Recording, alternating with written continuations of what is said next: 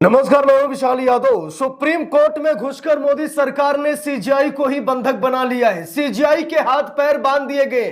CGI को एक हिसाब से लोकतंत्र में उनकी जो भूमिका है उसे खत्म कर दी गई है। दोस्तों, हम सभी लोगों को मालूम है कि मनमानी का राज चल रहा है। सरकार की जो इच्छा सरकार कर रही है। यहां तक कि सरकार आपके घर में घुस गई है। आपको क्या खाना है, क्या पीना है, क्या पहनना है, यहां तक कि आपकी गाड़ियों में तेल कब पड़ेगा यह भी सरकार ने डिसाइड कर लिया है। तो दोस्तों, सबसे बड़ी बात यह है कि मोदी सरकार ने न सिर्फ न्यायपालिका बल्कि पूरे देश पर कब्जा कर लिया है और जो मर्जी वो सरकार करती जा रही है। कभी कहती है कि हवाई चप्पल पहनने वाले को हवाई जहाज में बैठाएंगे। आज जिनके घर में मोटरसाइकिल है उन्हें पेट्रोल तक नहीं मिल रहा है। तो ये सरकार मनमानी कर रही है। ये सरकार अपने हिसाब से देश को चला रही है और देश सरकार के हिसाब से चल भी रहा है। लेकिन आज सुप्रीम कोर्ट इतनी बड़ी टिप्पणी कर देगा मोदी सरकार पर और मोदी सरकार बेनकाब हो जाएगी, शायद कभी किसी ने सपने में भी नहीं सोचा था। दोस्तों, हम लोगों को मालूम है कि जितने भी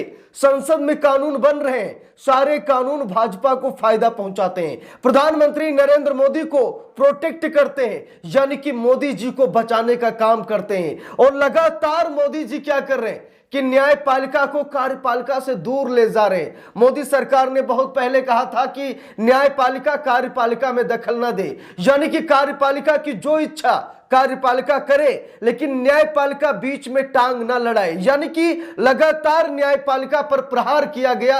और आज सुप्रीम कोर्ट को कहना ही पड़ा कि क्या न्यायपालिका की जरूरत इस लोकतंत्र में नहीं है। न्यायपालिका को लोकतंत्र से बाहर क्यों किया जा रहा है। दोस्तों, हम लोगों को मालूम है कि देश की सबसे बड़ी अदालत के सबसे बड़े जज इस समय सीजीआई सूर्यकांत हैं। और जरा सोचिए, सीजीआई की अगर ताकत खत्म कर दी जाए, अगर सीजीआई के हाथ पैर बांध दिए जाए, अगर सीजीआई कुछ न कर पाए, तो जरा सोचिए सरकार की मनमानी का लेवल कितना बढ़ जाएगा।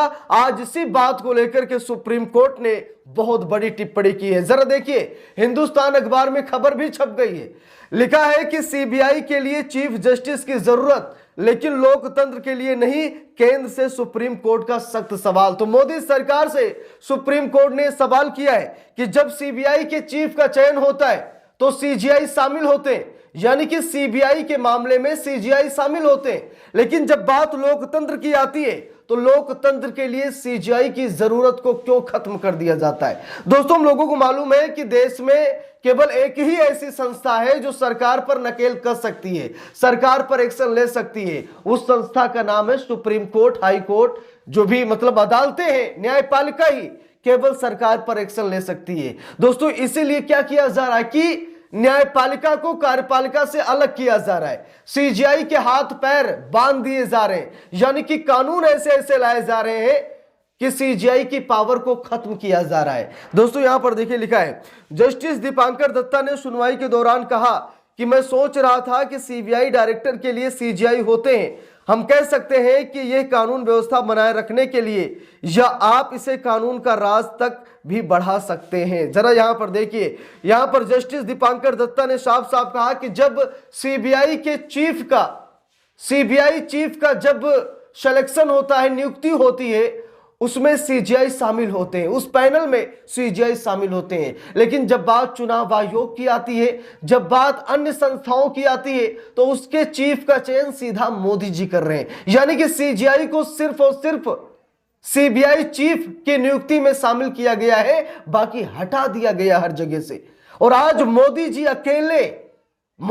अकेले बड़े बड़े संवैधानिक संस्थाओं के चीफ का चयन कर रहे हैं, जिससे निष्पक्षता पूरी तरीके से भंग हो रही है। ये एक मनमानी है। कुछ लोग इसे तानाशाही कहते हैं कि ये डिक्टेटरशिप है, क्योंकि सरकार की जो इच्छा सरकार अगर वही कर रही है, जनता को इग्नोर कर रही है, यहां तक कि न्यायपालिका को इग्नोर कर रही है, तो इसका मतलब साफ है कि डिक्टेटरशिप है, ये तानाशाही है। देखिए, लिखा भी है खबर में, नियुक्ति से जुड़े एक मामले की सुनवाई करते हुए सुप्रीम कोर्ट ने गुरुवार को सख्त सवाल किया। कोर्ट ने कहा कि जब सरकार सीबीआई डायरेक्टर को चुनती है तो उसके पैनल में सीजीआई होते हैं, लेकिन देश के सबसे बड़े चुनाव अधिकारियों को चुनने के समय नहीं होते। जरा देखिए, यहां पर जस्टिस दीपांकर दत्ता ने कहा, सुप्रीम कोर्ट ने कहा कि जब सीबीआई डायरेक्टर का चुनाव होता है तो उसके पैनल में सीजीआई होते हैं। लेकिन देश के सबसे बड़े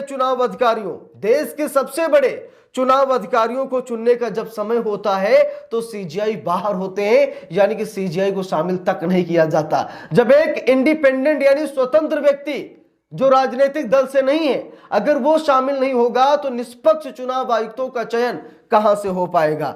देखिए लिखा भी है, एनडीटीवी के अनुसार जस्टिस दीपांकर दत्ता ने सुनवाई के दौरान कहा, मैं सोच रहा था सीबीआई डायरेक्टर के लिए सीजीआई होते हैं। हम कह सकते हैं कि यह कानून व्यवस्था बनाए रखने के लिए है, या आप इसे कानून के राज तक भी बढ़ा सकते हैं, लेकिन लोकतंत्र को बनाए रखने के लिए नहीं, निष्पक्ष चुनाव सुनिश्चित करने के लिए नहीं। अब यहां पर देखिए, सुप्रीम कोर्ट भी कह रहा है कि चुनाव निष्पक्ष कैसे होंगे जब आपके लोग ही चीफ होंगे, जब आपके लोग ही डायरेक्टर होंगे, जब आपके लोग ही बड़ी बड़ी संस्थाओं के हेड होंगे, तो भैया वो संस्था निष्पक्ष होकर काम कर ही नहीं पाएगी।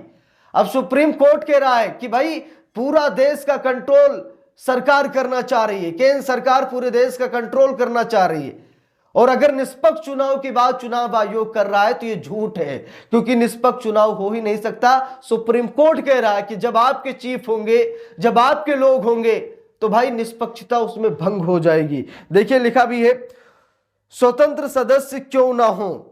जज ने कहा कि हम ये नहीं कह रहे हैं कि सीजीआई को उस पैनल में होना चाहिए, लेकिन वहां किसी स्वतंत्र सदस्य को क्यों नहीं होना चाहिए, सरकार से ही वो सदस्य क्यों होना चाहिए। इस बात को साफ करते हुए आज प्रधानमंत्री एक सदस्य चुनते हैं और नेता विपक्ष किसी दूसरे शख्स को चुनते हैं, तो क्या तीसरा सदस्य नेता विपक्ष का पक्ष लेगा?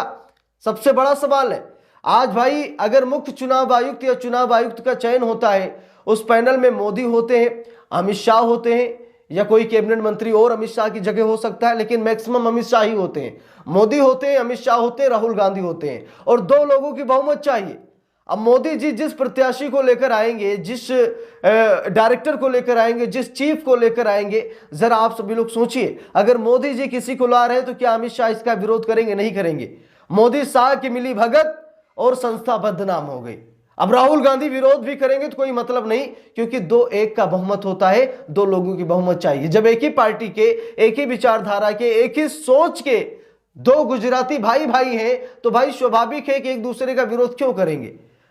देखिए लिखा भी है, इस पर जवाब देते हुए अटॉर्नी जनरल आर वेंकट रमणी ने कहा कि वो कोई अंदाजा नहीं लगाना चाहते। उन्होंने कहा हो सकता है कि ये पूरी तरह से प्रैक्टिकली ना हो, मैं इस पर दोबारा अंदाजा नहीं लगाना चाहता। इस पर जस्टिस दत्ता ने जवाब दिया कि तब तो ये एग्जीक्यूटिव ही है जब सब कुछ कंट्रोल कर रहा है। कोर्ट ने कहा कि ऐसे फैसले असली में 2-1 से पास हो जाएंगे, क्योंकि कैबिनेट मंत्री प्रधानमंत्री के स्टैंड से अलग राय नहीं रखेगा। बिल्कुल सही बात है, जो मोदी जी कहेंगे अमित शाह वही करेंगे। तो दोस्तों कुल मिलाकर बात यह है कि अलग लेवल की मनमानी चल रही है। बाकी आप लोगों की क्या राय है कमेंट करके जरूर बताइएगा। वीडियो को लाइक शेयर, अगर चैनल पर नए हैं सब्सक्राइब करके सपोर्ट कीजिएगा। मिलते हैं दूसरी वीडियो में, तब तक के लिए बहुत बहुत धन्यवाद।